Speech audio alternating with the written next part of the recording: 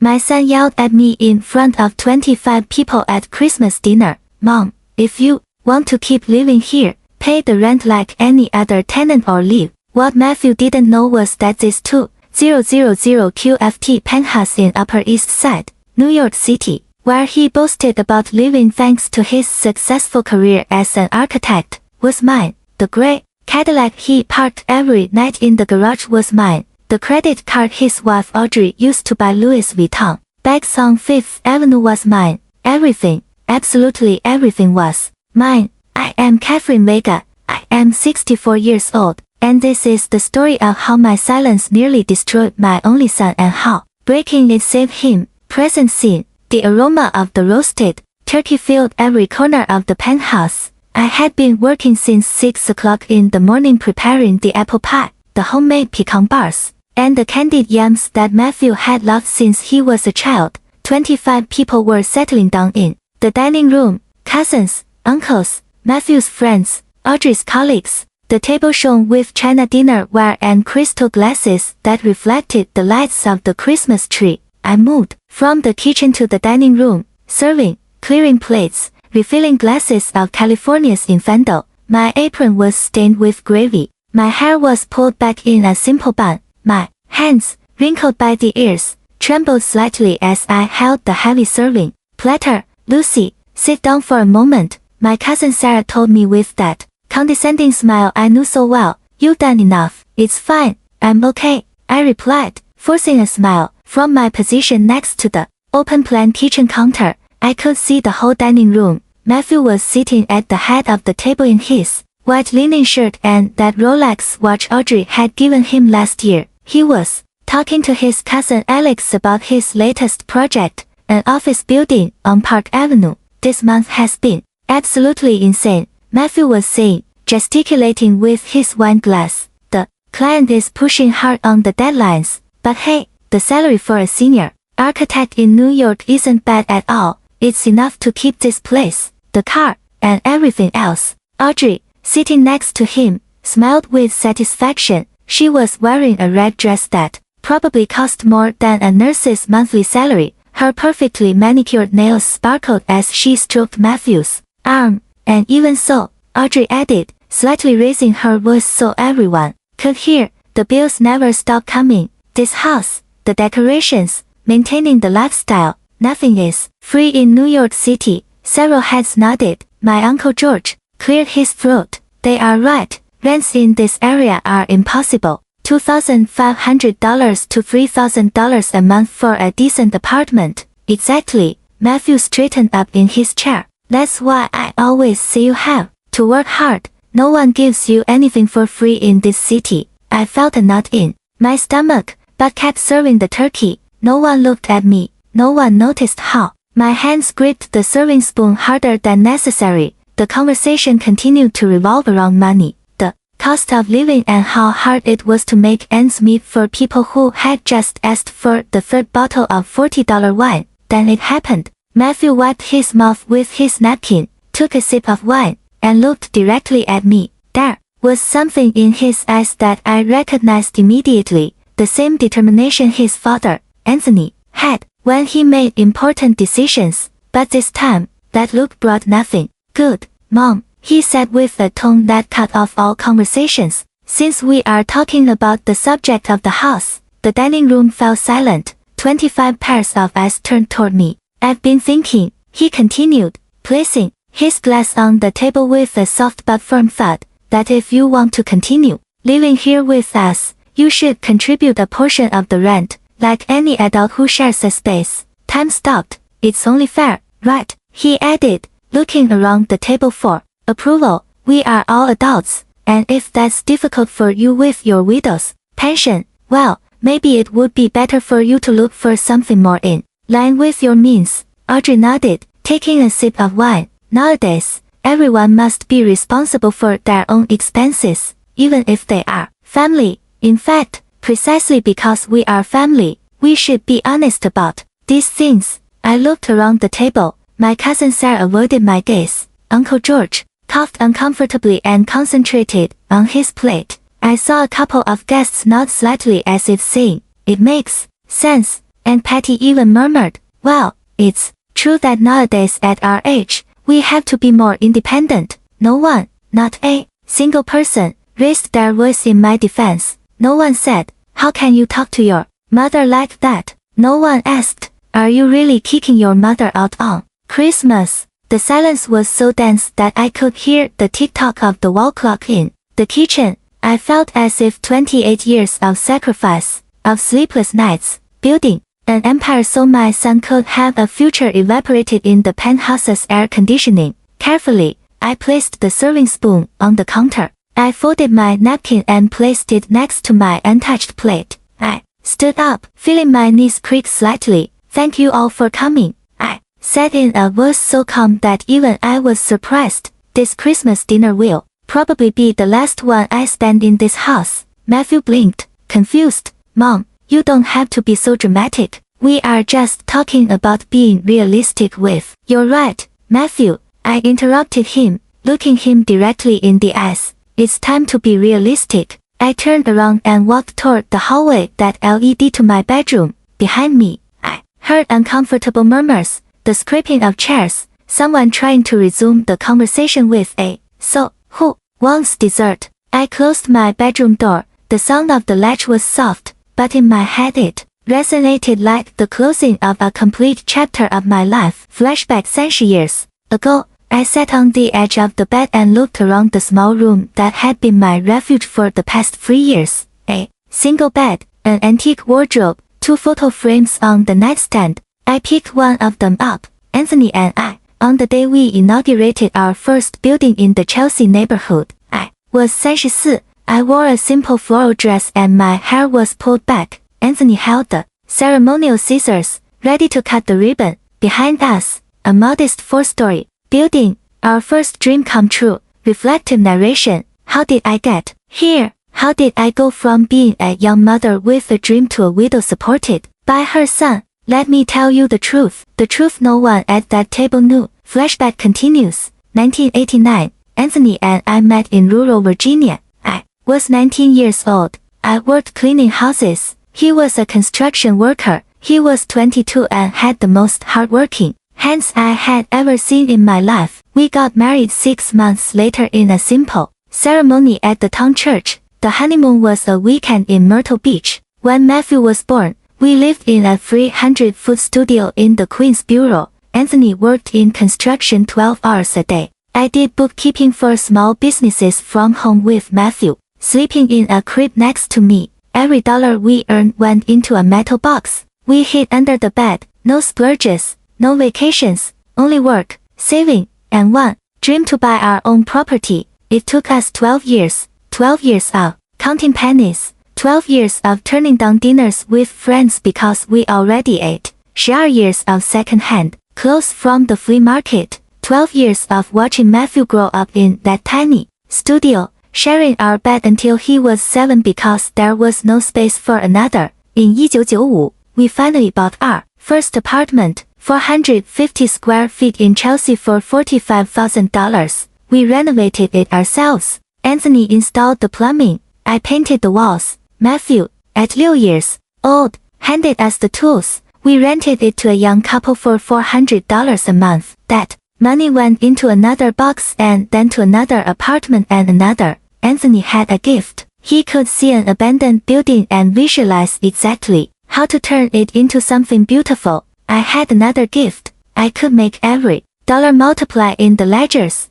In 2003, we bought our 5th building. The lawyer suggested we create a company to handle everything legally. Anthony thought of the sparrows he always saw on the electrical wires in Chelsea, those small but tireless birds. Vigor Properties, he said, like our last name but with wings. Together we overcame the 2008 financial crisis. When others sold in panic, we bought with strategy. Buildings in Brooklyn, apartments in Soho, commercial spaces in the Upper East Side. By 2015, Vega Properties had 47 properties in its portfolio. And then, one rainy Tuesday in November of 2017, Anthony put his hand to his chest while reviewing some blueprints in our office. Kath was the last thing he said before he fell. The hospital informed me it had been a massive heart attack. he didn't suffer, were the doctor's words, as if they were a comfort. Return to present. I opened the nightstand drawer and took out a manila folder. Inside were documents that no one in this house knew existed. Articles of incorporation for Vega Properties LLC, stock shares, Catherine Vega, 85%, Executive Director James Torres, property contracts, penthouse, Upper East Side, East 70th Street, 234, owner, Vega Properties LLC, vehicle, Cadillac, AE6, registered to Vega Properties LLC, authorized user, temporary, Matthew Vega, additional credit card, primary, account, Catherine Vega. I slowly flipped through the pages. Each document was a reminder of what I had built, of what I had allowed my son to believe was his. Flashback 3 years ago, Matthew had finished his architecture degree. He got a job at a respectable firm. His salary was $2,800 a month. Not bad for New York, but not enough for the lifestyle he had always dreamed of. One day he came to visit me at the Vega Properties office. I kept a low profile, working from a small office in the back of the building while James handled the public meetings as CEO. Mom, Matthew said, sitting down across from my desk, I want to move out on my own. I found an apartment for rent in the Upper East Side, but it costs $2,200 a month. With my salary, it's possible, but it's tight. I looked at my son. He had inherited Anthony's eyes, that determination, but there was also some youthful naive that didn't yet know the real price of things. I opened the Vega Properties system on my computer. We have an empty penthouse on East 70th Street. I told him, 2,000 square ft, renovated 2 years ago, market value $3,500 a month. Matthew's eyes widened. Mom, that's way out of my budget. I'll rent it to you for $1,400. I said, it's an internal discount. Employees, son rate. Seriously, his face lit up. But won't you need it? I'm fine in my apartment in Chelsea. I lied. In reality, that Chelsea apartment was also mine, but he didn't know it. Besides, I prefer to live simply. You're young, you deserve a nice place. He signed the contract that same week. On paper, it said Lizzie, Matthew Vega, lessor Vega Properties LLC. He never asked who was behind Vega Properties. 2 months later, Audrey appeared in his life, a fashion influencer with 50,000 followers on Instagram. I saw her posting photos of the penthouse. My architect boyfriend has impeccable taste for spaces. When they got married, I gave him something else, an additional credit card linked to my account, just for emergencies. I told him, in case you ever need something important. Something important became dinners at Michelin restaurants. Emergencies were $2,000. Handbags. I received the statements every month and paid them in silence. $600 here, $1,200 there, $3,400. On a trip to Miami, I never said anything, and when Matthew asked if he could use one of the company cars to better represent himself in meetings with clients, James signed the authorization, which I approved from my small office. It's temporary, I told James, just until he saves up for his own car. 3 years later, that temporary was still his gray Cadillac. Present decision, I took out my cell phone. It was 11:47 p.m. on Christmas night. Outside, the fireworks from some private party lit up the New York City sky. I dialed a number I had on speed dial. James, it's Catherine. Catherine, Merry Christmas. Is everything okay? His voice sounded worried. James Torres had been Anthony's right-hand man.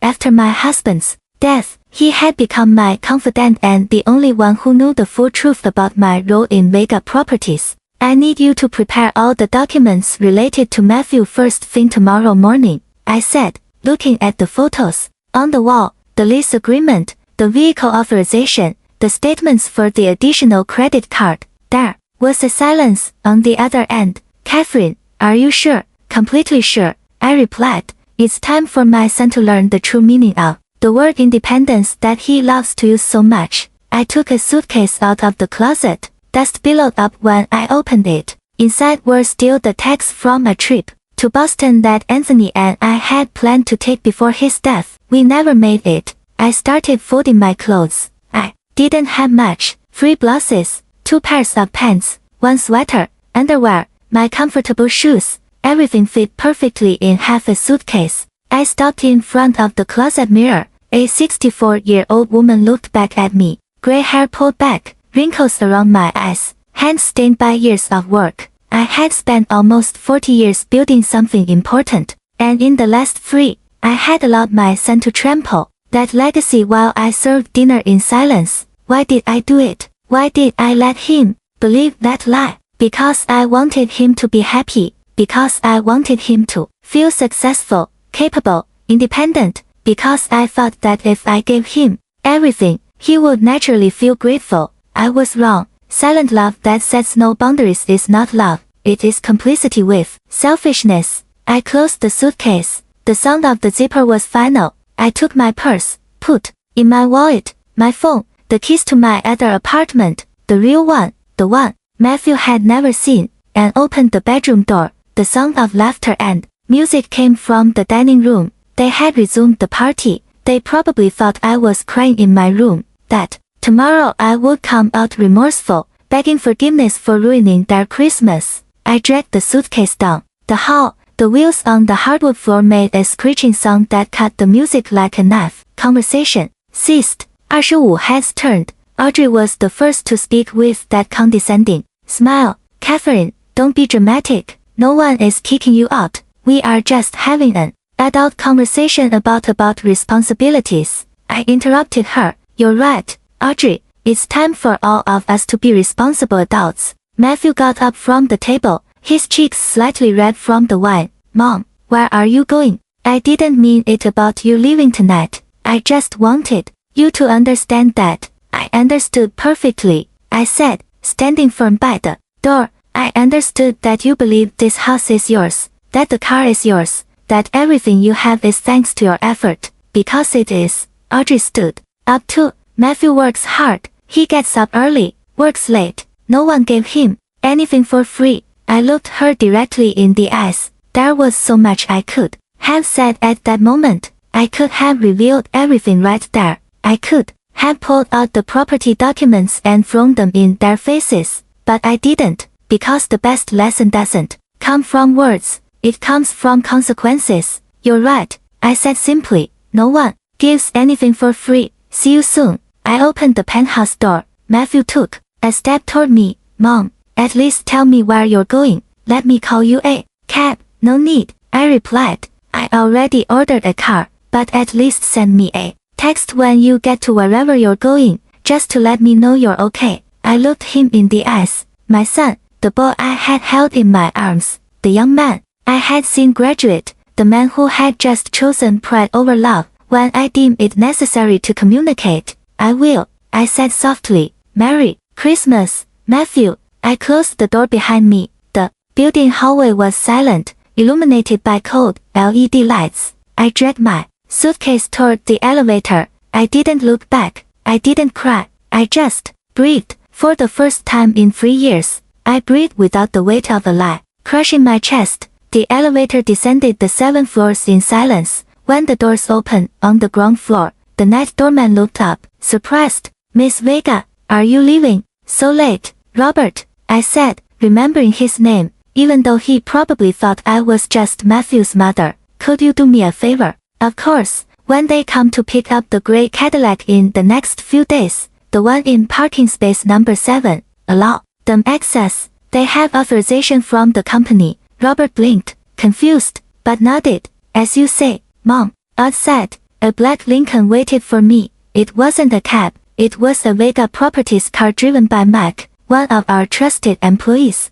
Good evening, Miss Vega, he said, taking my suitcase to the Upper West Side apartment, please. I settled into the back seat. Nighttime New York passed by the window, the illuminated streets, tourists walking even on Christmas, closed stores with bright window displays. This city, my city, I had conquered it dollar by dollar, brick by brick, contract by contract, and somewhere along the way, I had become invisible in my own story. The car turned onto Broadway. Upper West Side was a quiet, residential neighborhood, very different from the bustling Upper East Side. This was where I really lived, an 850-foot apartment in a 4-story building. No doorman, no luxuries. Mike stopped the car in front of number 23. Do you need help with the suitcase? No, thank you. I can manage. I climbed the stairs. There was no elevator to the 2nd floor. I opened the door with my key.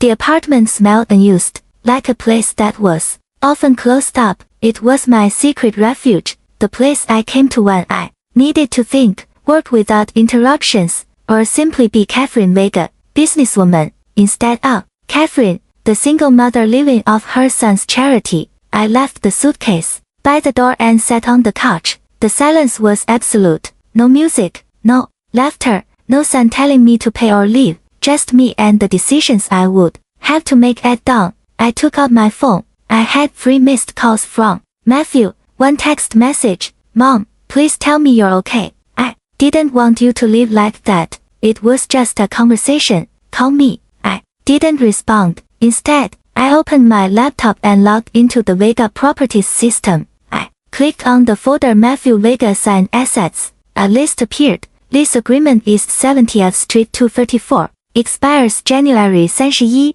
2024. Assigned vehicle Cadillac AE6 temporary. Authorization. Additional credit card limit $5,000 linked to primary account. 3 clicks. That was all I needed to change my son's life. Was I being cruel, vengeful? No, I was being a mother who finally understood that the greatest act of love is not giving everything but teaching the value of every single thing. I closed the laptop. Tomorrow I would talk to James. Tomorrow the process would begin. That night I slept better than I had in 3 years. The Vega Properties office occupied the 3rd floor of a modernist building on Park Avenue, right between 2 luxury stores. I arrived at 8:30 a.m. on December 27th. The receptionist, a young woman named Sophia, almost spilled her coffee when she saw me. Miss Vega, we weren't expecting.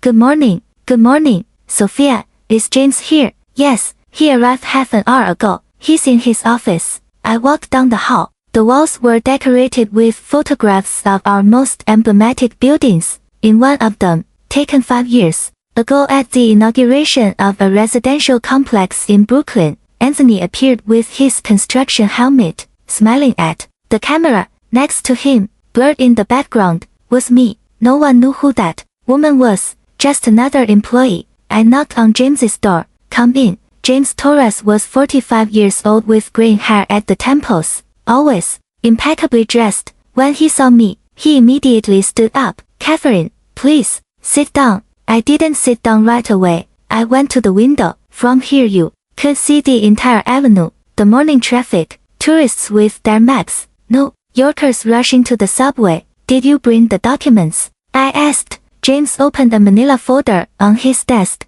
Everything is here. But before we continue, I need to ask you, are you absolutely sure once we start this? James, I turned to him. Anthony and I built this in silence with humility. We never wanted to be the rich family that shows off, but at some point, my silence stopped being humility and became a lie that allowed my son to talk to me, as if I were a burden. I know, he said softly. I disagreed with keeping him in the dark from the beginning, but I respected your decision. It was my mistake, I admit it, and it is my responsibility to correct it. I finally sat down. James slid the folder toward me. I opened it. The first document was the penthouse lease agreement. It had been signed 3 years ago, automatically renewed every year. Clause R, EP3, the lessee may terminate the contract with 30 days prior notice if they do not wish to renew. The second document was the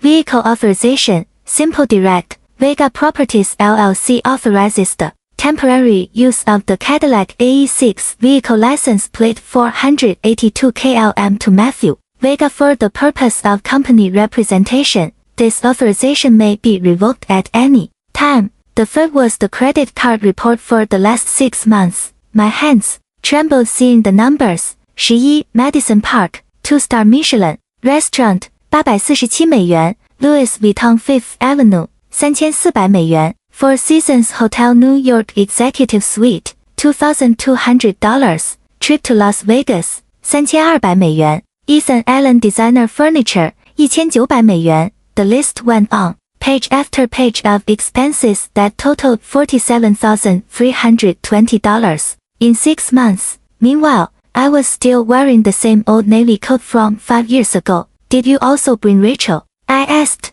referring to our lawyer. She's waiting in the conference room. Rachel Martinez was a 50-year-old woman with a reputation for being ruthless but fair. She had handled all our legal affairs since Anthony died. When I entered the conference room, she already had her laptop open and several legal codes marked with yellow sticky notes. Catherine, she said, shaking my hand, James gave me a heads up on the situation. I'm very sorry about what happened. I don't need condolences, I said, sitting down. I need legal solutions. Rachel nodded, appreciating my directness. Very well, we have 3 assets your son currently enjoys: the residence, the vehicle, and the credit card. Let's look at the options for each. She opened a presentation on her laptop and turned the screen toward me. Property, penthouse, Upper East Side. The contract is about to expire on January 31st. Legally, you have the right not to renew it. You just need to send a formal notice with 30 days advance warning, which would be today, December 27th. What if he refuses to leave? Then we initiate eviction proceedings. But honestly, Catherine, I don't think it will come to that. When he receives the notice from a property management company, not from his mother, it will be different. And if he tries to find out who the owner is, Rachel smiled slightly. Vega Properties LLC is a limited liability company. The shareholders are not public. He would have to request information from the Secretary of State's corporate registry, which takes time, and by the time he does, the 30 days will have passed. Cadillac AE6 vehicle, she continued. This one is more straightforward. It is company property. He only has authorization to use it. We can revoke it immediately and request the return of the vehicle. How is that done? We send a formal communication requesting the return within 48 hours. If he doesn't comply, we send a company employee with a tow truck and the spare keys. Do it, I said without hesitation. Credit card, Rachel said. This is the simplest of all. It's an additional card on your personal account. You can cancel it with a phone call. Immediate effect. I looked at the 3 documents in front of me. My son would receive 3 blows. In a matter of days, he would lose his house, his car, his unlimited access to money. Is it too harsh? James asked softly. We could do this gradually. First the card, then the car, then no. I interrupted him. Gradual would be cruel. It would be like cutting off a finger every day. Instead of ripping off the bandage all at once, he needs to feel the full impact to understand the magnitude of his mistake. Rachel looked at me with something resembling respect. You are stronger than I thought. I am not strong, I said. I am a mother who was blind for 3 years and finally decided to open her eyes. We spent the next 2 hours drafting the documents. One letter of non-renewal of contract. Dear Mr. Matthew Vega, Vega Properties, LLC, in its capacity as a lessor of the property located at East 70th Street, 234, New York, hereby notifies you that the lease agreement expiring on January 31st, 2024, will not be renewed. In accordance with the residential tenant law, you have until the indicated date to vacate the property in the same condition in which it was delivered. Sincerely, James Torres, Executive Director, Vega Properties LLC. 2. Request for vehicle return. Dear Mr. Matthew Vega, the purpose of this letter is to inform you that the temporary authorization for the use of the Cadillac AE6 vehicle, license plate 4082 KLM, property of Vega Properties LLC, is revoked as of this date. We request the return of the vehicle within a maximum of 48 hours to our facility on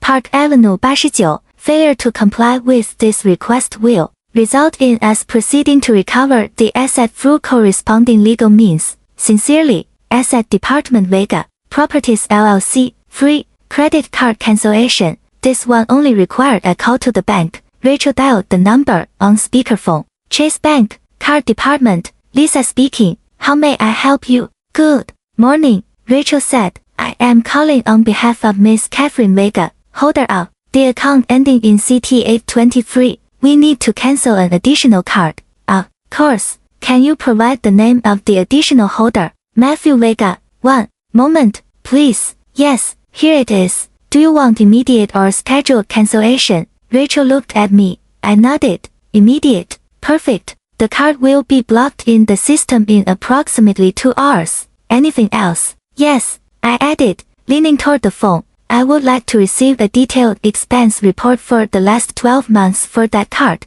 Please. Of course, Miss Vega. We will email it to you in the course of the day. We hung up. Rachel closed her laptop. That's it. The documents will be sent by certified mail and email today. The card will be cancelled before noon. The car. When do you want us to recover it? Tomorrow, I said. Give him time to read the letter first. Let him understand that this is serious. James leaned back in his chair. And you, where will you be when all this explodes? In my apartment on the Upper West Side. I don't plan to hide. If Matthew looks for me, he knows where the office is, but I'm not going to make anything easy for him. And if he goes to the press, Rachel asked, millionaire mother kicks out her son. That could be a juicy headline. Let him, I said. I have 28 years of documents showing exactly how I built this empire, and I have 6 months of statements showing how he and his wife used it as their personal ATM. I stood up, my knees creaked slightly. 64 years. Sometimes I felt every one of them in my bones. Thank you both. I know this is uncomfortable. Catherine, James said, also standing up. Anthony would be proud of you. He always said true love sets boundaries. I wish you had listened to him sooner. I felt a lump in my throat. Anthony, how much I missed him in moments like this. I wish I had, too, I whispered. I left the office at 11:30 a.m. on Park Avenue. Tourists were taking photos of the street. Patrick's Cathedral. A young couple was arguing about which restaurant to choose for lunch. Normal life continued. I stopped in front of the Louis Vuitton window. There on the center mannequin was a bag I recognized from the statement's $2,634. Audrey had bought it in October and flaunted it on her Instagram with the caption, "When your husband spoils you." At that moment, my phone vibrated.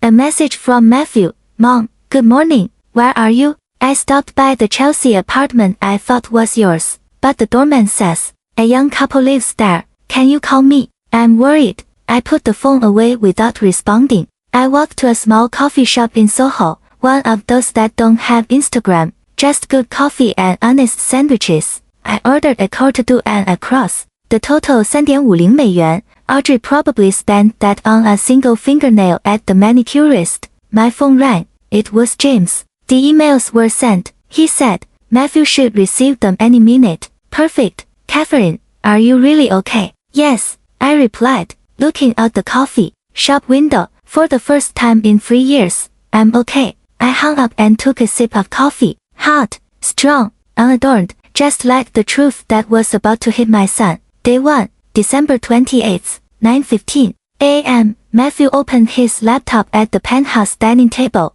Audrey was still asleep. The night before, they had been up until 3 o'clock in the morning arguing about the Catherine drama. Exaggerated, Audrey had said, your mother has always been dramatic. She'll be back tomorrow begging for forgiveness. But that morning, there were no messages from his mother, no calls, just a strange silence that gave him a knot in his stomach. He clicked on his inbox. Among the corporate Christmas emails and newsletters he never read, he saw a subject line that chilled his blood. Formal notification, lease agreement termination. Sender, Vega Properties Administration. His heart started beating faster. He opened the email with trembling hands. He read the first line, then the second, then he had to read the whole thing 3 times because his brain refused to process the words. Will not be renewed. Vacate the property. January 31, 2024. What the hell? He whispered. He immediately looked up the phone number at the bottom of the email and dialed. It rang 4 times before a professional female voice answered. Vega Properties, Administration Department. Good morning. Yes, hello, this is Matthew Vega. His voice sounded tense. I just received an email about the termination of my lease agreement. It must be a mistake. I have always paid on time. I have never had problems with one moment. Mr. Vega, let me check your file. Matthew heard the tapping of a keyboard. Each second felt like an eternity. Mr. Vega, there is no mistake. The owner has decided not to renew the contract. It is their legal right according to clause 12.3 of your agreement. But why did I do something wrong? I don't have that information, sir. We only execute the owner's decisions. Who is the owner? Matthew asked, feeling panic starting to climb up his throat. I need to talk to them. This makes no sense. That information is confidential. If you wish to appeal the decision, you may send a formal written request to our office on Park Avenue. Park Avenue. Matthew frowned. I know that office. It's near where I work. Is there anything else I can help you with? Yes. Can I at least continue renting when the apartment goes back on the market? Of course. When the property is available again, you can apply like any other applicant. The current market price for that unit is approximately $3,800 a month. Matthew almost dropped the phone. $3,800, but I pay $1,400, Mr. Vega. A preferential price that will no longer apply. The line went dead. Matthew sat there staring at his phone screen. $3,800. His monthly salary was $2,800 after taxes. It was mathematically impossible. Matthew, Audrey appeared in the bedroom doorway wrapped in an expensive silk robe. Why are you yelling?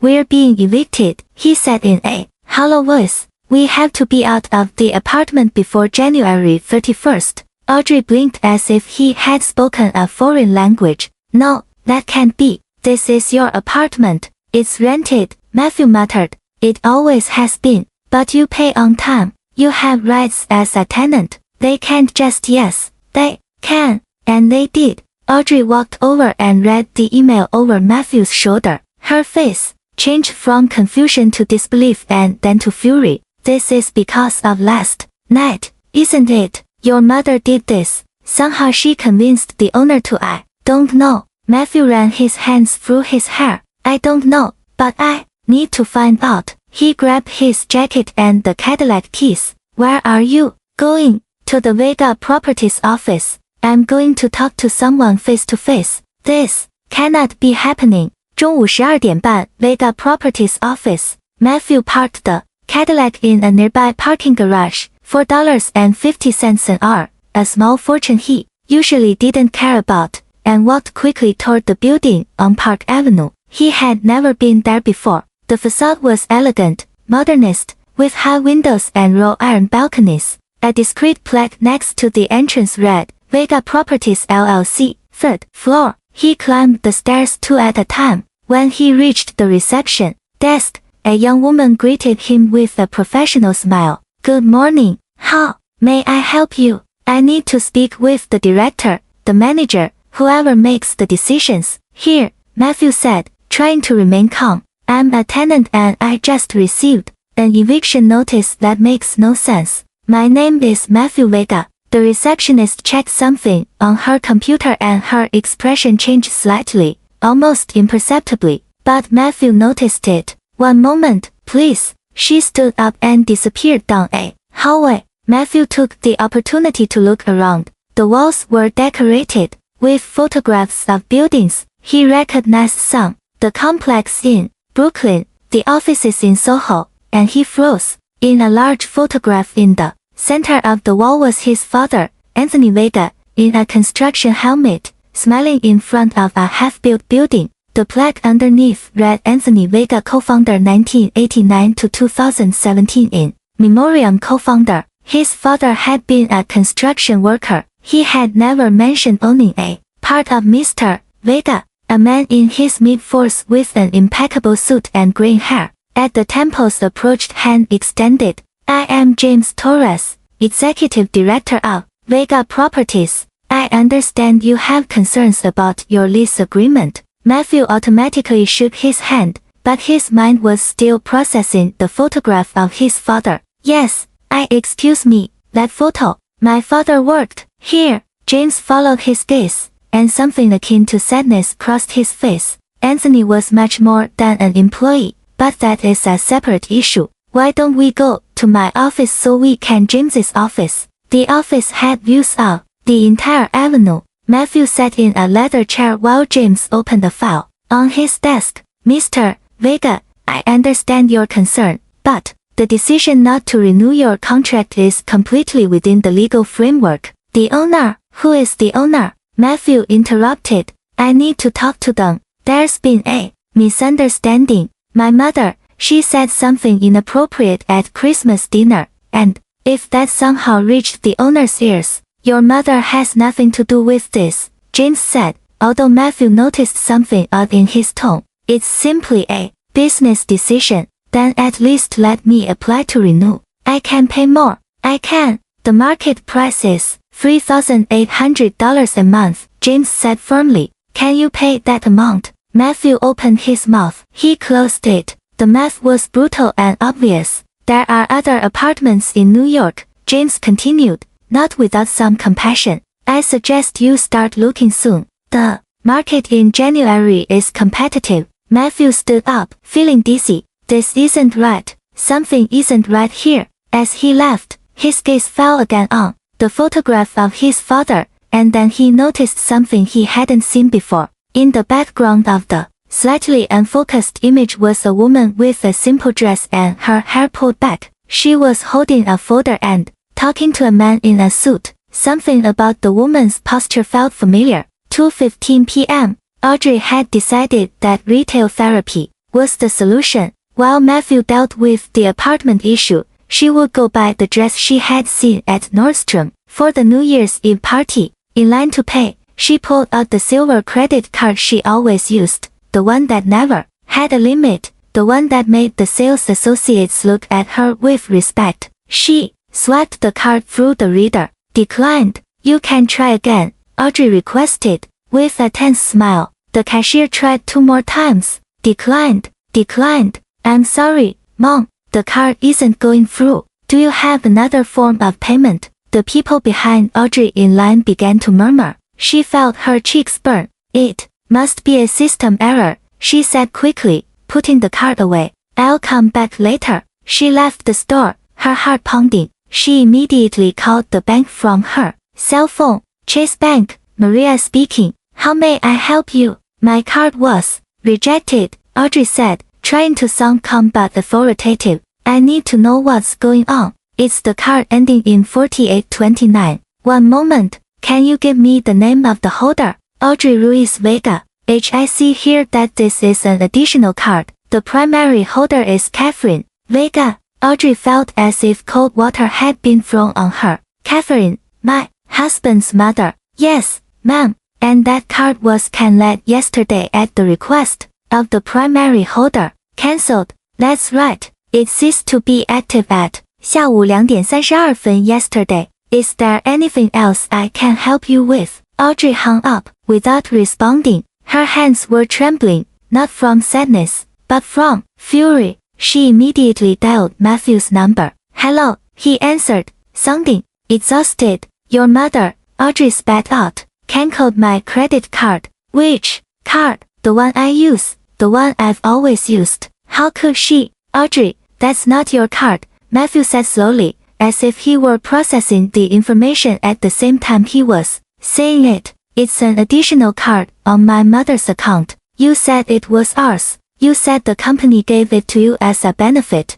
I thought, no, Matthew, you lied or you were too idiotic to know the truth. Audrey, calm down. We can fix this. I have my own card. We can use your card has a limit of $2,000, Audrey said, coldly. Do you know how much I spend a month? Do you know how much it costs to maintain my image, my social media, my life? Maybe that's the problem, Matthew muttered. What did you say? Nothing. Forget it. I'm coming home. We need to talk. Audrey hung up and stood in the middle of the mall, surrounded by other people's shopping bags, bright window displays showing things she could no longer have. For the first time in 3 years, Audrey Ruiz felt poor, and she hated that feeling with every fiber of her being. Day 2, December 29th, 800. a.m., Matthew woke up with a pounding headache. He had spent the whole night before arguing with Audrey. She wanted him to do something,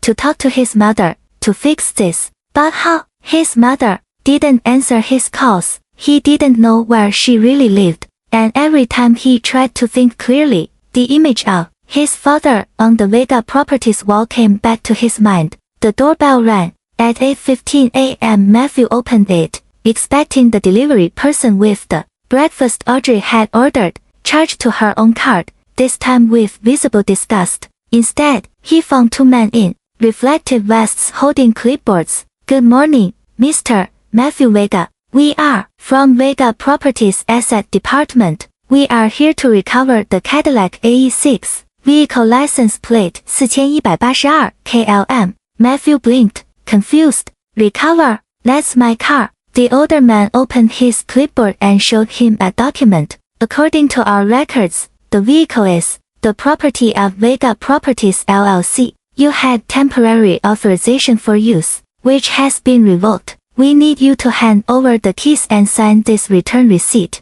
This is ridiculous. Matthew felt the blood rush to his face. That car was given to me 2 years ago. I use it for work. You can't just come and take it. Mr. Vega, the man said with professional patience. You have the document here. The vehicle was never transferred to your name. It was always company property. Here is your signature, authorizing the temporary use for business representation purposes. He showed him a page and there it was. Matthew's signature from 2 years ago on a document that clearly said temporary authorization. How had he not read it carefully? What if I refuse? Then we will proceed to recover it with the tow truck and the backup keys we have in our possession. Mr. Vega, this can be easy or difficult. You decide. Audrey appeared behind Matthew, still in her pajamas. What is going on? They're taking the car, Matthew said in a defeated voice. What? Audrey pushed Matthew aside. That car is ours. You can't just. Mom, please. The man maintained his professional tone. We are only employees following orders. If you have any complaints, you can go to our offices. Matthew turned around, went into the apartment, and returned with the Cadillac keys. He dropped them into the man's hand without a word. Thank you for your cooperation. Sign here, please. Matthew signed the return receipt. The man inspected the car, took photographs, and 10 minutes later, the gray Cadillac was disappearing down the street. Matthew and Audrey stood in the building entrance, staring at the empty space in the parking lot. Your mother, Audrey said slowly, is destroying us. I don't understand. Matthew shook his head. None of this makes sense. How can my mother have so much power over? He stopped. An impossible, absurd idea began to form in his mind. The photograph of his father at Vega Properties, the word co-founder, James Torres's strange looks, the fact that the entire apartment, the car were connected to Vega Properties.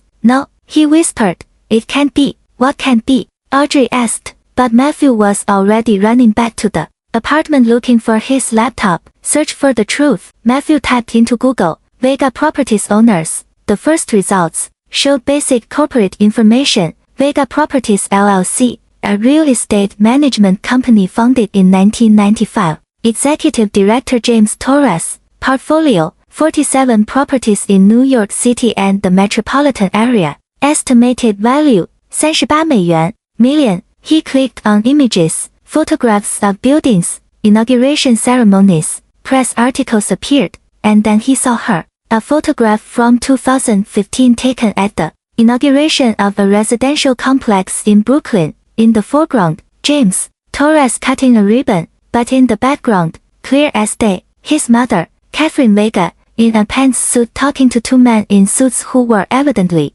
listening to her with deference. He zoomed in on the image. The caption read, James Torres, Executive Director of Vega Properties at the inauguration of the Sea Towers complex project developed by the Vega family. The Vega family. With trembling hands, Matthew searched on LinkedIn. Catherine Vega, New York. There was no public profile, but when he searched for Vega Properties employees, a list appeared, and there, without a photo or description, appeared A name, Catherine Vega, principal shareholder. No, no, no, no. Matthew ran his hands through his hair. Audrey walked over and read over his shoulder. Your mother owns Vega Properties. I don't know. Maybe. Oh my God, Audrey, I think she does. Then that apartment, it's hers. And the car, hers. And the card, hers. Everything is hers. Audrey collapsed onto the couch, her face pale. We've been living in her house, spending her money, while you, she turned to him with furious eyes, while you boasted to everyone that you had made it on your own. Oh my God, Matthew, you told her to pay rent in her own house. Matthew felt nauseous. I didn't know. I swear to God, I didn't know. How could you not know? Didn't you ever ask? Did it never seem strange to you that an apartment in the Upper East Side cost $1,400? I thought it was an employee price or something. She always lived so modestly with her old clothes. Her small apartment. What small apartment? Audrey laughed humorlessly. Matthew, I'll bet anything that small apartment was also a sham. She probably has a mansion somewhere she never showed us. Matthew stood up abruptly and grabbed the house keys. Where are you going? Audrey asked. To find someone who will tell me the truth. 凌晨2点20分 St. Luke's Hospital. His grandmother, Carol, was in room 304, recovering from pneumonia. Matthew hadn't visited her since she was admitted a week ago. He had been too busy with work and Christmas parties. When he entered the room, his grandmother was awake, reading a magazine. She looked up and a shadow of disappointment crossed her face before she could hide it. Matthew, what a surprise, Grandma. Matthew walked over and kissed her wrinkled cheek. She looked fragile, small beneath the hospital sheets. How are you feeling? Better. The nurses say I can go home in a few days. That's good. There was an awkward silence. Carol looked at him with those eyes that always saw more than one wanted to show. You didn't just come to ask about my health, did you? She finally said. What happened, Grandma? Matthew sat in the chair next to the bed. I need you to tell me the truth about Mom. What truth? Vega Properties, the money, everything. Carol slowly closed the magazine. So you finally found out. I knew, son. I was there from the beginning. I watched your mother and father save every penny for years. I watched them buy their first apartment. I watched them build that empire brick by brick. Why did they never tell me? Carol, she sighed, a tired song that seemed to carry decades of weight. Because your mother wanted you to be strong on your own. She didn't want you to grow up like those spoiled rich kids who think the world owes them something. But they lied to me. They didn't lie to you. Carol corrected him firmly. They just didn't tell you everything. There is a difference. They let me believe that I was supporting the house, that I was taking care of her, and that made you feel good, didn't it? Carol asked, knowingly. It made you feel important, the successful son who takes care of his poor widowed mother. Matthew opened his mouth to protest, but the words caught in his throat. Your mother, Carol continued, could have lived in a mansion. She could have retired 10 years ago, but she chose to live modestly. She chose to work every day and she chose to give you advantages, without you becoming dependent on them, or she tried to. What do you mean, Matthew? How much did you spend last month on restaurants, on clothes, on trips? Matthew didn't answer. Your wife, Carol, almost spat the word. She has posted 47 photos in the last month showing off your luxurious life, handbags that cost more than a nurse's monthly salary, while your mother, the woman who owns all of that, wears the same jacket from 5 years ago. I didn't ask for any of that, Matthew said weakly. You didn't ask, but you accepted, and you didn't just accept, son, you boasted. You told the world that you had achieved all of that, and on Tuesday night, in front of 25 people, you told your mother to pay the rent or get out. Tears began to roll down Matthew's cheeks. I didn't know, and does that make it better? Carol took his hand with her weak strength. Your mother taught you with her silence, but you learned the wrong lesson. You thought her humility was weakness, her generosity an obligation. What do I do now, Grandma? Carol squeezed his hand. Learn what she tried to teach you from the beginning. The real value of things. The effort it takes to build something, the difference between having privileges and deserving them, How do you start? From scratch, son, like your mother and father did, without their money, without their contacts, just you and your own effort. That's the only way you can look her in the eyes again someday. Matthew sat there for a long time, holding his grandmother's hand, crying for everything he had lost and for everything he was just beginning to understand. 2 weeks later, January, Matthew was standing in front of an old building in the Queens neighborhood. The paint on the facade was peeling. There was no doorman. The mailbox was rusty. This is number 23, said the real estate agent, a young man with excessive gel in his hair. $450 square ft, 1 bedroom, small kitchen, 8th floor, no elevator. How much? $850 a month, plus utilities. Audrey, standing behind Matthew with her arms crossed, let out a bitter laugh. Is this a joke? It's a shoebox. It's what we can afford, Matthew said without looking at her. I can't live here. Audrey gestured toward the building. Look at this place. What am I going to post on Instagram? Living my best life, in an apartment with no elevator. Then don't live here, Matthew said wearily. The real estate agent coughed uncomfortably. Do you want to see the inside or? Yes, Matthew said. No, Audrey said at the same time. Matthew looked at her for the first time that afternoon. Audrey, I need to make a decision. I have to hand over the keys to the penthouse on January 31st.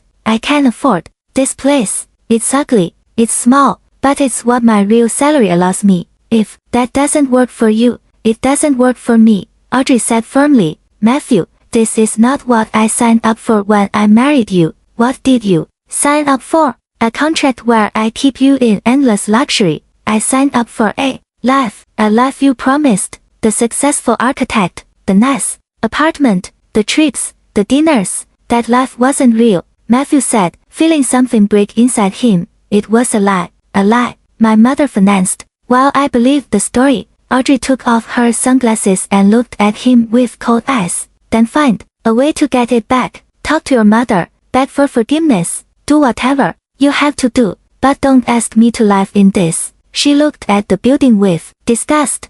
Oh, my mother won't answer my calls. She doesn't respond to messages. I don't know where she really lives. Then find out. Go to her office. Beg her. If you have to. I won't beg her for money. Why not? Audrey threw up her hands. Pride. Now you have pride. You didn't have it when you were spending her money on $800 dinners. The truth of those words hit Matthew like a punch. I'm going to rent this apartment, he finally said. You can come with me or not. You decide. He turned to the real estate agent. I want to see it. Audrey stood on the sidewalk while Matthew climbed the stairs behind the agent. She didn't follow him. When Matthew reached the 8th floor, panting and his legs burning, he knew Audrey was right about one thing. This wasn't what they had, but for the first time in his life, it would truly be his. Chapter 6, The Awakening. The apartment in Queens was exactly as depressing as it looked from the outside.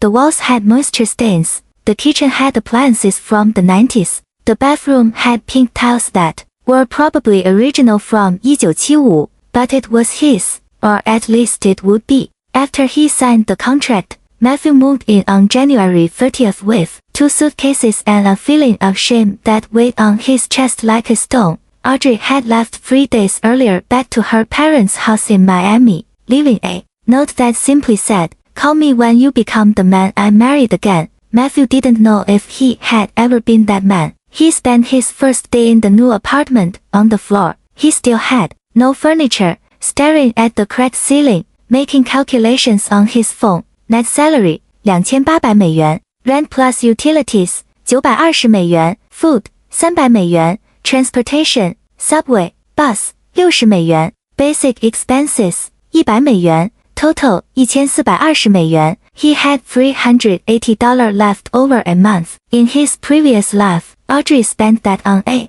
handbag. Day 15, February, Matthew had started looking for extra work. His current position at the architecture firm paid well, but not enough to climb out of the emotional and financial hole he was in. One night, while eating instant noodles on the floor of his empty apartment, the table wouldn't arrive until the following week. He received a message from an unknown number. "Hello, Matthew, I'm Andrew Villana. I run a small firm in Brooklyn. I work on social housing projects. Your father worked on some of our first buildings. I've seen your portfolio. Would you be interested in talking? Matthew replied immediately, yes. One day 20, meeting with Andrew. Andrew Villanova's office was in a converted industrial space in Brooklyn. The walls were exposed brick. The desks were repurposed words. There were 5 young employees working on MacBooks surrounded by models and blueprints. Andrew was about 50 years old with disheveled hair and the energy of someone who still loved his job after decades of doing it. Your father, he said, pointing to a photograph on the wall. He was one of the best construction workers I ever worked with. He understood the structure of a building like no one else. Not just the construction, but the soul of a space. Matthew looked at the photograph. His father, 20 years younger, smiling next to a group of workers. I didn't know you worked together for years before he and your mother founded Vega Properties. Andrew looked at him directly. Do you know what your father told me once? Andrew, buildings aren't for showing off. They are for people to live in with dignity. Matthew felt a knot in his throat. I have a project, Andrew continued. Renovation of housing in Staten Island. Old buildings that need to be converted into affordable apartments. The budget is tight. The salary isn't impressive, but the work matters. How much? $2,200 a month for 6 months. If it works out, maybe more. It was less than he earned now.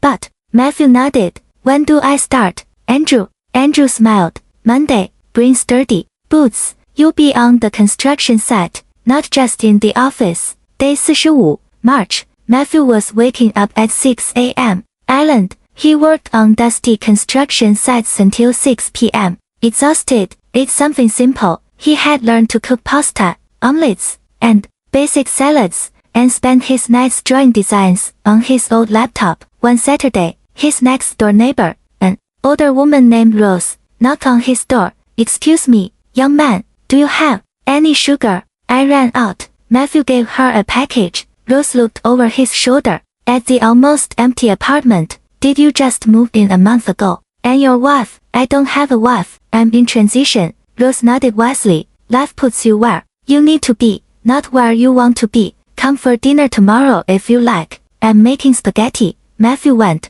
Rose's spaghetti reminded him of his mother's, and for the first time since Christmas, he felt something akin to the warmth of home. Day 60, April. Audrey sent him divorce papers. Matthew signed them without a fight. Part of him felt relieved. She deserved someone who could give her the life she wanted, and he needed to discover who he was without the weight of all those expectations. Day 90, May. The project in Staten Island was taking shape. Matthew had designed a modular system that allowed old industrial buildings to be converted into 500 square foot homes with natural light and open spaces. The cost per unit $75,000. Andrew was impressed. This could work on a larger scale. Have you thought about presenting it to investors? I don't have contacts, Matthew admitted. Well, I do. Let me make some calls. That night, Matthew sat in his small apartment. He now had a table, a mattress,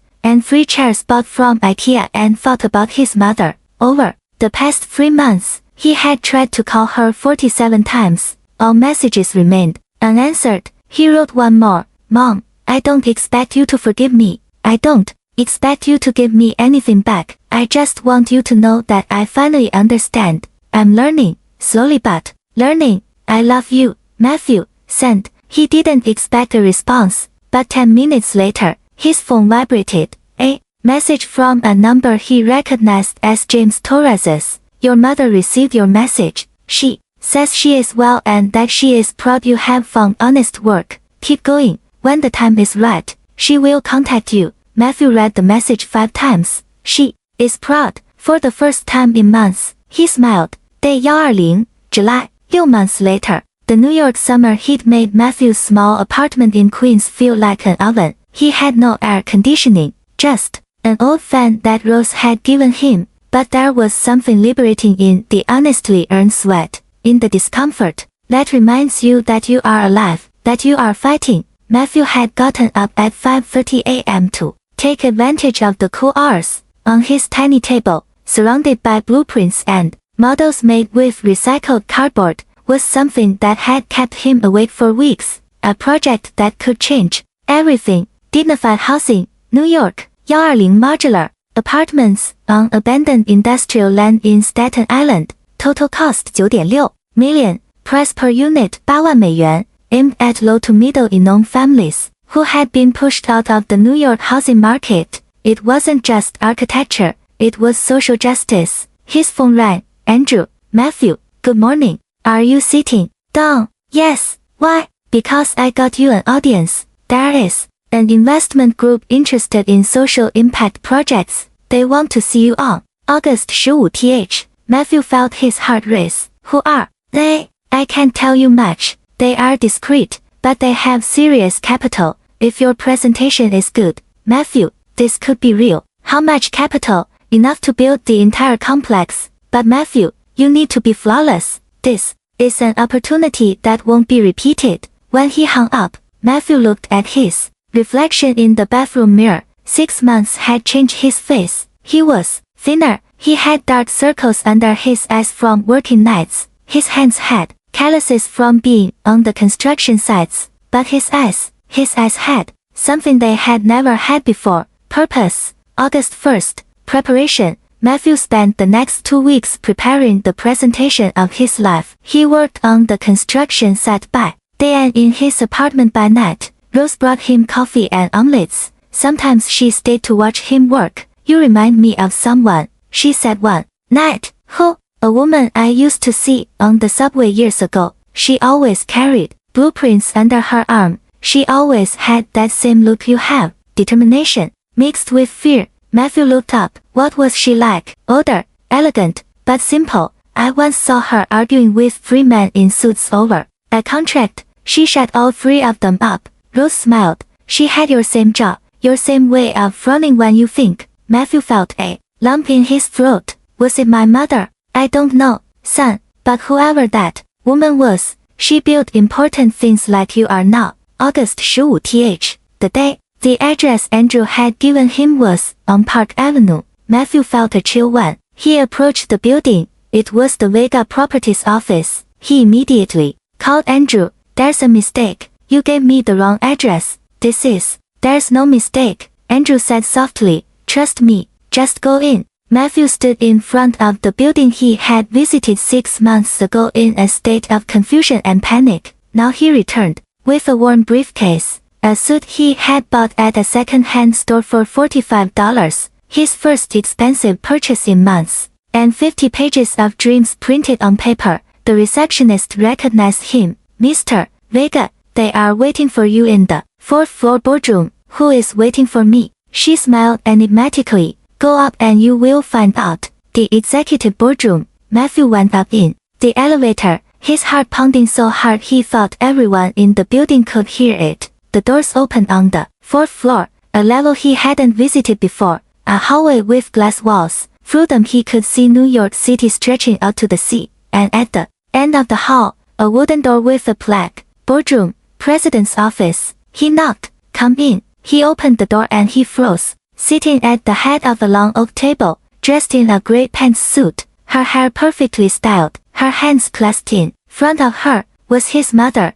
Catherine Vega. To her right, James Torres. To her left, a woman he recognized as Rachel Martinez, the lawyer. And in the back chairs, 3 more people he didn't know, but who by their folders and laptops were clearly part of the executive team. Matthew, Catherine said in a calm, professional voice. Please sit down. Matthew couldn't move. He couldn't breathe. Mom, I am President Vega here, she said without cruelty but with firmness. And you are the architect Matthew Vega, who will present the social housing project to us, correct? Matthew swallowed hard. Correct. Then sit down and begin your presentation. We have E.R. With trembling legs, Matthew walked toward the projector. He connected his old laptop. The screen had a crack in the corner that he had tried to fix with tape. While waiting for the system to load, he looked at his mother. She was looking at him with a neutral businesslike expression,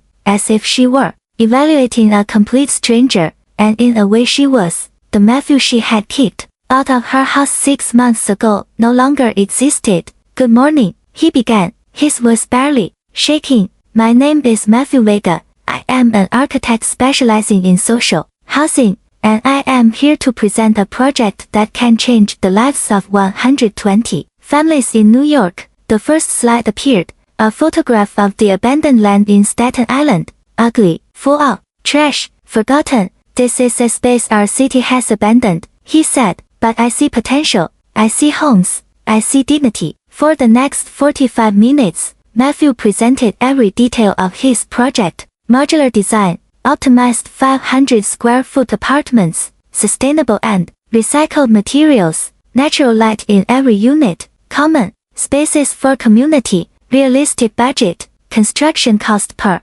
unit 75000美元, final sale price 8万美元, margin 6.7% enough for sustainability not for excessive profit, social impact 120 families with dignified housing, creation of 40 jobs during construction, revitalization of the Staten Island neighborhood, replicable model in other cities. As he spoke, he noticed his mother taking notes. James nodded occasionally. Rachel verified numbers on her calculator. When he finished, there was silence. Then James spoke. The budget is tight. How do you guarantee there won't be cost overruns? Because I have worked on construction sites personally for 6 months, Matthew responded. I know every supplier, every cost, every risk, and I have built an 8% cushion for contingencies. Rachel asked, and what if the city council doesn't approve the permits? I have already had preliminary conversations with the Department of Urban Planning.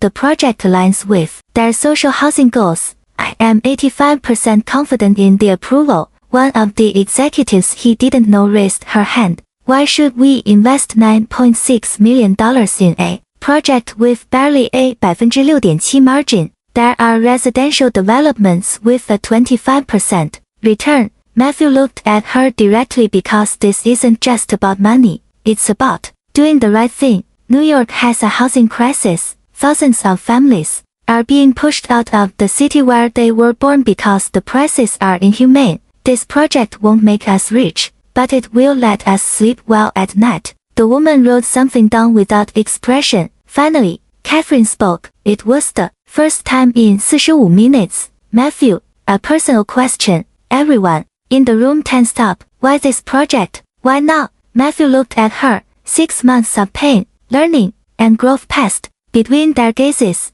Because 6 months ago, I lost everything. My house, my car, my marriage, my pride, and in that process, I discovered something. Living in an $850 apartment in Queens, climbing 8 flights of stairs without an elevator every day, cooking instant noodles because that's what I can afford. That taught me more about architecture than 5 years of college. How? Catherine asked. Because I understood that buildings aren't for impressing, they are for living, and that the people who need dignified housing the most are precisely the ones with the least access to it. This project exists because I lived what they live, and because my father, his voice cracked slightly, taught me that the hands that build matter more than the papers that sign. Catherine closed her notebook. Thank you, Matthew. We will make a decision and inform you within 48 hours. That is all. That is all. You may leave. Matthew gathered his laptop, his papers, his worn briefcase. He walked toward the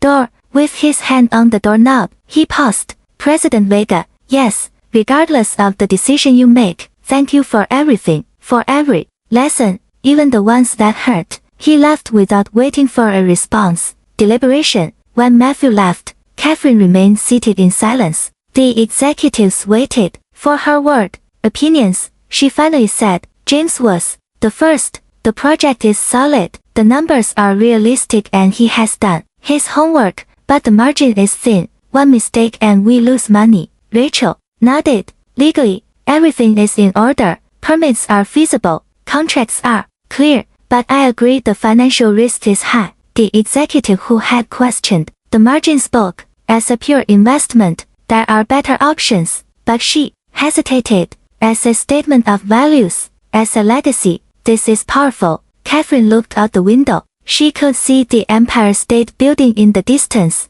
that monument to sustained effort to construction that takes generations. Anthony, she murmured, what would you do? She knew the answer. Anthony would have signed immediately. He had always said, buildings aren't for accumulating wealth, they are for creating dignity. We approved the project, Catherine said. Full investment, $9.6 million. Under what conditions? James asked. Matthew will be the project director. He will report monthly to this council. He will have operational autonomy but strict financial supervision. And she paused. If he succeeds, we will offer him a permanent position at Vega Properties, not as my son, as an architect who proved his worth. August 17th, 1100 p.m. Matthew was in his apartment, unable to sleep, when his phone rang. Unknown number. Hello, Matthew Vega, a professional, urgent female voice. Yes, this is Mount Sinai Hospital. Your mother, Catherine Vega, has been admitted. She suffered a cardiac episode. She is stable, but is asking for you. The world stopped. I'm on my way. Mount Sinai Hospital, midnight. Matthew arrived sweating out of breath after running from the subway. The receptionist directed him to the third floor, cardiology, room 307. James was in the hallway looking exhausted. What happened? Matthew grabbed his arm. Stress, exhaustion. Your mother has been working 16-hour days since he stopped. Since Christmas. Matthew finished. Since she kicked me out. She didn't kick you out, James said softly. She freed you, but that doesn't mean it didn't hurt her. Can I see her? James hesitated. She's awake, but Matthew, she's weak. Don't agitate her. Matthew gently pushed the door. The room was dimly lit. In the bed, connected to monitors that emitted regular beeps, was his mother. She looked small, fragile. For the first time in her life, Catherine Vega looked like what she was. A 64-year-old woman who had carried too much weight for too long. Mom, he whispered. She opened her eyes. A weak smile crossed her face. Hello, son. Matthew walked closer, took her hand. It was cold. What did you do? Why are you doing this to yourself? Because I had to be sure, she said in a tired voice. Sure of what? That you had learned that when I gave you this opportunity, you would seize it for the right reasons. She squeezed his hand weakly. Your presentation today, Anthony would have cried with pride. Matthew felt tears rolling down his cheeks. Forgive me for everything, for every cruel word, for every moment of ingratitude. For Catherine raised her free hand and touched his cheek. You are already forgiven. I forgave you the night you left. What took time was waiting for you to forgive yourself. I don't deserve this project. I don't deserve your trust. It's not about deserving, she said. It's about learning. And you learned. Matthew, I see in your eyes today that you understand. You understand the value of effort, the weight of responsibility, the difference between privilege and entitlement. A doctor entered. Miss Vega needs rest. And you? He looked at Matthew. You can stay, but keep the conversation brief. When the doctor left, Catherine closed her eyes. The project is approved, she murmured. You start Monday. James will give you the details. You're going to be okay. I'm going to be perfect. But you have to promise me something. Anything. Don't work like I worked. Don't carry everything alone. Ask for help when you need it. Trust your team. And Matthew, yes, life. Don't just build buildings. Build a life, one that is worthwhile. Do you promise me? I promise you, Mom. She smiled, already half asleep from the medication. Good, because I didn't do all this for you to repeat my mistakes. I did it so you could build something better. 6 months later, February of the following year, the land in Staten Island had been transformed. Where there was once garbage and abandonment, there were now solid foundations, steel structures rising toward the sky, and the constant sound of the future being forged in construction. Matthew was on the site at 7 a.m. every morning with his helmet, boots, and blueprints under his arm. His team was small but dedicated. 2 young architects, 1 engineer, 3 construction foremen who had worked with his father years ago. Matthew, one of the workers, called him. We have a problem with Unit 23. The measurements don't match. Matthew climbed the scaffolding. He had lost his fear of heights weeks ago and personally checked. The error was minimal, but it could cause structural problems. We'll dismantle this section, he decided. Better to lose 2 days than compromise safety. It wasn't the first difficult decision, nor would it be the last. Monthly reports. Every first Friday of the month, Matthew presented progress to the Vega Properties Council. Catherine, fully recovered from her cardiac episode, presided over these meetings with a critical eye. Unit 45 is a week behind schedule, she pointed out at the March meeting. Problem with the window supplier, Matthew explained. It's already resolved. We'll be back on schedule next week. And the budget, we are 3% under projection. I negotiated better prices with 3 suppliers. James smiled from his seat. Catherine simply nodded and continued with the next page of the report. But after the meeting, when everyone had left, she stopped him. Good work, Matthew. 3 words, but coming from her, they were worth more than any paycheck. Crisis. May. One rainy Tuesday in May, part of a wall collapsed. No one was hurt, thank goodness, but 3 workers had been in that area minutes earlier. The investigation revealed that a subcontractor had used cheaper materials than specified to increase their margins. Matthew was devastated. I should have supervised more closely, he told Andrew that night, sitting on the construction site in the rain. You can't be everywhere, Andrew replied, but you can learn from this. The next day, Matthew fired the subcontractor, implemented daily material inspections, and added 2 quality supervisors to the team. It cost him $35,000 extra from the contingency budget. When he presented the incident to the council, he expected reproaches. Instead, Catherine said, mistakes happen. What matters is how we respond. You did the right thing. First, family. August. The first completed unit was delivered in August. The Smith family, father, mother, 2 children, and a grandmother had been living in a shared 300 QFT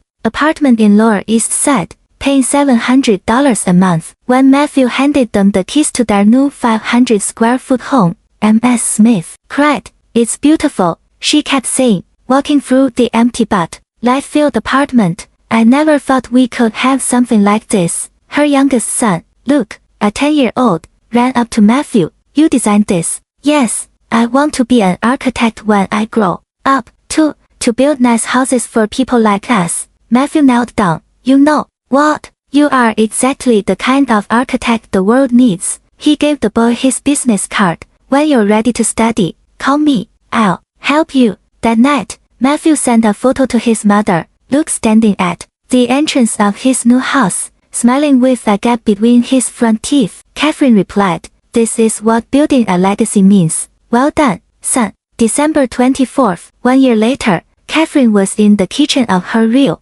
apartment in the Upper West Side, not the penthouse, not a mansion, just a comfortable, light-filled home with photographs of Anthony on the walls and the aroma of roasted turkey filling every corner. Matthew arrived at 5 p.m. with 2 bags of groceries. I came to help with dinner, he said. You know how to cook now. Catherine raised an eyebrow. Rose taught me the basics. Don't put me in charge of anything complicated. But I can peel potatoes without cutting myself. They worked together in the kitchen, Matthew peeling vegetables, Catherine preparing the gravy. The radio played Christmas carols. How many are coming? Matthew asked. 12. James and his family, Rachel, Andrew, Rose, your grandmother, Carol, some company employees, and Luke, Smith and his family. I invited them. Matthew felt a knot in his throat. Mom, it's a family dinner, she said simply, and family isn't always blood. Sometimes it's the people who build with you. Dinner, 8:30 p.m. There was no expensive china or crystal glasses, just mismatched plates, regular glasses, and food made with love. But the conversation was real, the laughter was genuine, and when Luke showed Matthew a drawing he had made, a tall building with the word hope written above it, everyone applauded. At 10:00 p.m., Matthew stood up. His heart was pounding. I want to say something. The table fell silent. Exactly 1 year ago, at a Christmas dinner, I said the cruelest words I have ever said to someone I love. I told my mother to pay the rent in her own house. I humiliated her. I treated her like a burden. He looked at Catherine, who was listening with bright eyes, and he continued, did what only a truly wise mother would do. She didn't yell at me. She didn't explain. She simply let me fall. She let me lose everything. And in that fall, she taught me to fly. He turned fully toward her.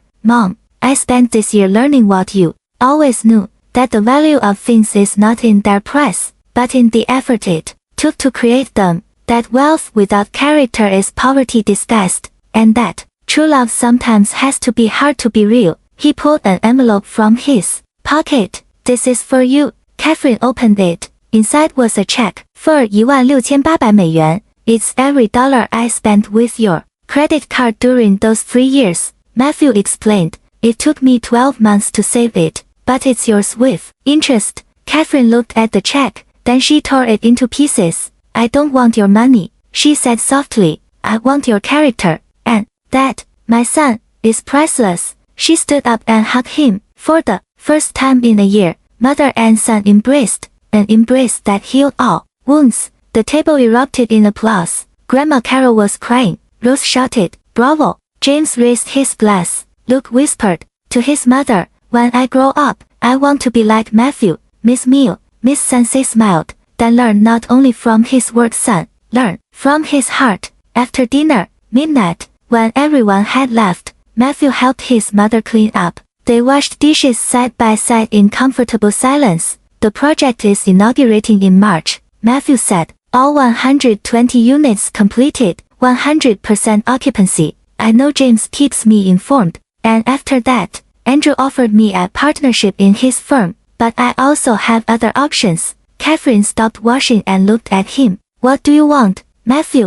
Not what I want, not what others expect. What does your heart want? Matthew thought carefully. I want to continue doing these social housing projects that matter, but also he hesitated. Also, I want to be close to you. I lost many years without truly knowing who you are, without appreciating everything you built. I want to make up for that time. Smiled. Then I have a proposal. Vega Properties is expanding its social impact division. We need a director, someone who understands the architecture, but also the heart behind it. Are you offering me a job? I am offering you a purpose with a fair salary, no special privileges, but with the opportunity to change hundreds of lives. Are you interested, Matthew? He looked her in the eyes. Yes, but with one condition. Which one? That we meet for dinner at least once a week. No talking about work, just mother and son making up for lost time. Catherine extended her hand. Deal. They shook hands formally. Then, they laughed and hugged. 2029, inauguration of the Anthony Vega complex. Matthew was 40 years old. His hair was beginning to show the first gray streaks, but his eyes shone with the satisfaction of someone who had found his place in the world. He was standing in front of a complex of 15 buildings on the outskirts of New York. Anthony Vega Residential Complex, 450 social impact homes. Beside him was Catherine, now 69 years old, officially retired, but never truly absent. Your father would be screaming with excitement, she said. I know, sometimes I feel like he's here watching. He always has been. In the audience were families who had received housing. Luke Smith, now 15 with a full scholarship to an architecture school, Rose sitting in the front row with a handkerchief for her tears. James, Rachel, Andrew, the entire team that had made this possible, and a new woman next to Matthew, and a school teacher who worked in marginalized neighborhoods. They had been together for 2 years. She understood his passion. She shared his purpose. When Matthew took the microphone, he thought about his prepared speech. Then he ignored it and spoke from the heart. This project is named after my father, Anthony Vega, a man who believed that buildings aren't for accumulating wealth but for creating dignity. But it is also the legacy of my mother, Catherine Vega, who taught me the most important lesson of my life, that true love sometimes has to let you fall so you can learn to fly. He looked at his mother. 5 years ago, I was an arrogant man who believed he deserved everything without having earned it. Today, I am just a man who tries every day to be worthy of the last name he carries. These 450 homes are not my achievement. They are our achievement, of every family that trusted the project, of every worker who put their sweat into every brick, of every person who believed that New York can be a city where everyone has a dignified home, and it is a promise. As long as I live, I will continue building, not for my wallet, but for our collective future. The crowd applauded. Matthew cut the ceremonial ribbon. The doors opened and the families began to enter their new homes. Luke approached Matthew. Do you remember when you gave me your card 5 years ago? Of course, I kept it. And now, the boy showed an envelope. I was accepted to the Columbia University Graduate School of Architecture with a full scholarship. I want to design buildings like you, not like me, Matthew said, putting a hand on his shoulder. Better than me, learn from my mistakes and build a world that we can only imagine. That night, Catherine's apartment terrace. Catherine and Matthew were sitting on the terrace looking at the lights of New York City stretching out to the sea. Are you happy, son? Catherine asked. Yes, more than ever, and Anne is different from Audrey, real, genuine. She loves my work, not my status. That's the difference between love and transaction. Matthew nodded. Then he asked, and you, Mom, are you happy? Catherine thought carefully. I am at peace, which is better than happiness. Happiness comes and goes. Peace remains. What gives you peace? Seeing you become the man I always knew you could be. Seeing the Vega name means something bigger than money. Knowing that when I'm no longer here, there will be something worthwhile to inherit. Don't talk like that. You're going to live another 30 years. Catherine laughed. Maybe, but when my time comes, I want you to know something, that everything I built, she extended her hand toward the city, is not my true legacy. You are the man you became. That is my masterpiece. Matthew felt tears in his eyes. I don't deserve a mother like you.